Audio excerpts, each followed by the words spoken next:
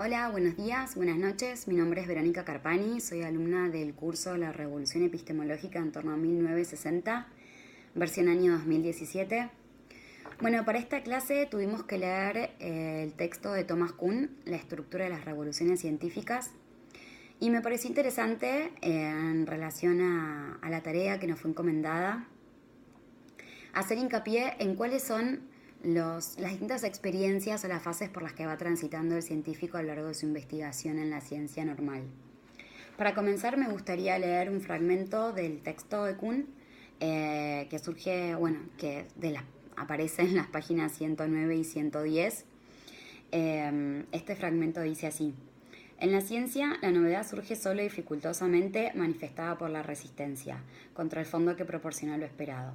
Inicialmente, solo lo previsto y lo habitual se experimenta incluso en circunstancias en las que más adelante podrá observarse la anomalía. Sin embargo, un mayor conocimiento da como resultado la percepción de algo raro o relaciona el efecto con algo que se haya salido antes de lo usual. Esta percepción de la anomalía abre un periodo en que se ajustan las categorías conceptuales hasta que lo que era inicialmente anómalo se haya convertido en lo previsto. En ese momento se habrá completado el descubrimiento.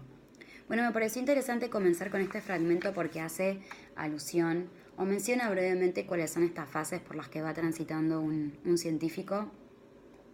Primero y principal refiere Kuhn que el científico deberá tener la capacidad para percibir una anomalía.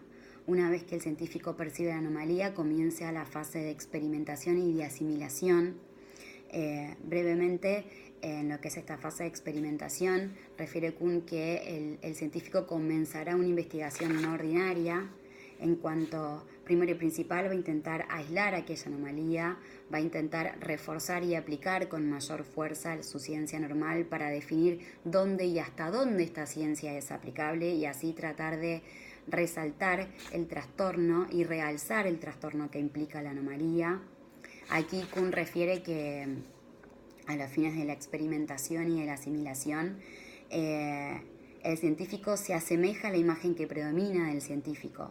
Esto, digamos, refiere o hace este paralelismo, por decirlo de alguna manera, en cuanto a que el científico comienza o busca al azar respuestas, busca generar teorías especulativas, incluso se vuelca hacia un análisis filosófico.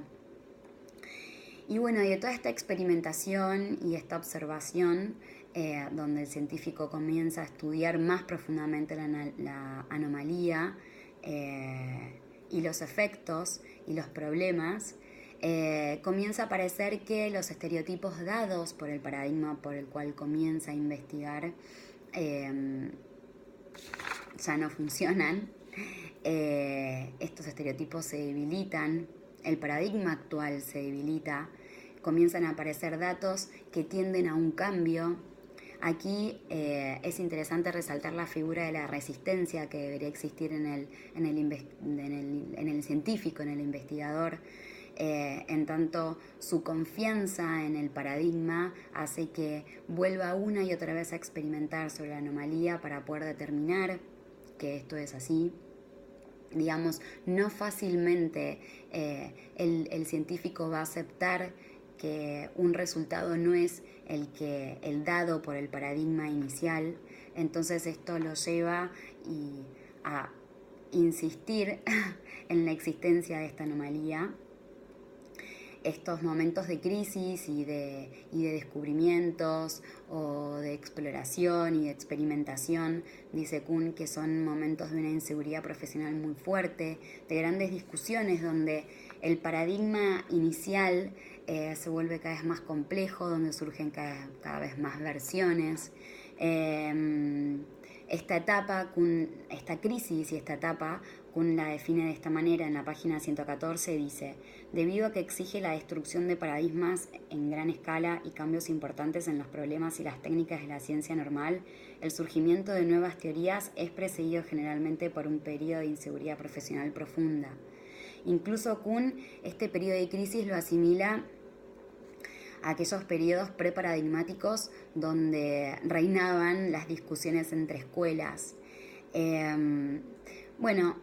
Esta situación se transcurre de esta manera en experimentos, crisis en la comunidad científica, hasta que comienza a aparecer un fracaso, la figura de un fracaso notable de la actividad normal para resolver los problemas, y así empieza a asomar la idea de que puede surgir una nueva teoría. Y aquí nuevamente Kuhn hace hincapié en la persona del investigador en cuanto a que para que esto pueda ser así, el investigador debe tener la capacidad de adaptarse a los cambios y la capacidad de aceptar que puede existir una nueva teoría. Incluso Kuhn en un momento es bastante tajante cuando dice en la página 46: quienes no desean o no sean capaces de ajustar su trabajo a ella, a esta nueva teoría, deberán continuar en aislamiento o unirse a algún otro grupo. Bueno, acá resalta nuevamente una de las capacidades necesarias en el investigador para el desarrollo de la ciencia normal y eventualmente una revolución científica. Incluso en este sentido y en lo que hace a la capacidad de adaptación, Kuhn refiere que hay una tensión esencial en la persona del científico en cuanto tendrá que adaptarse y aceptar los fracasos.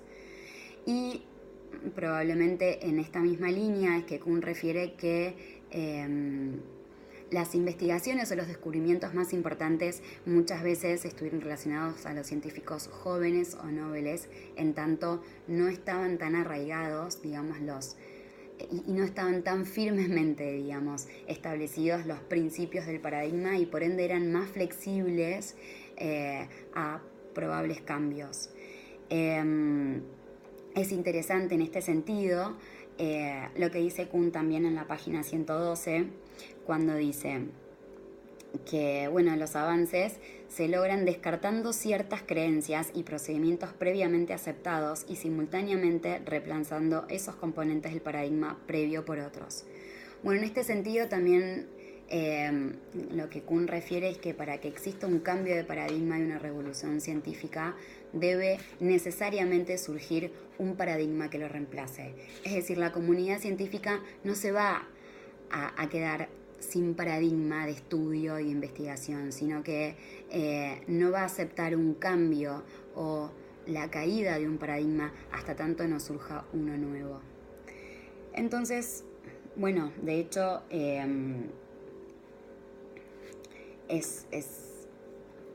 esto sucede así, según el texto de Kuhn.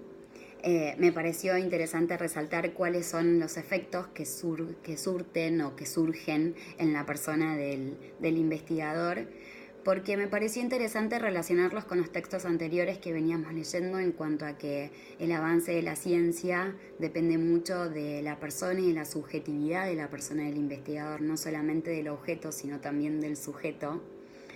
Y me gustaría terminar citando a Kuhn en la página 44 cuando dice: al concentrarse la atención científica en una zona estrecha de trastorno y al prepararse la mentalidad científica para reconocer las anomalías experimentales, tal como son la crisis, hace proliferar a menudo los descubrimientos.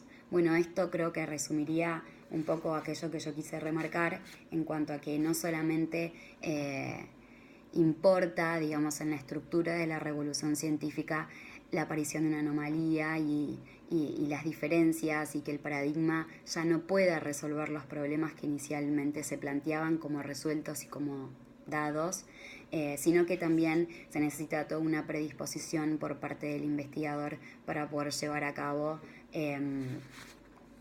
la ciencia normal. Así que espero haber cumplido con la consigna y gracias, hasta luego.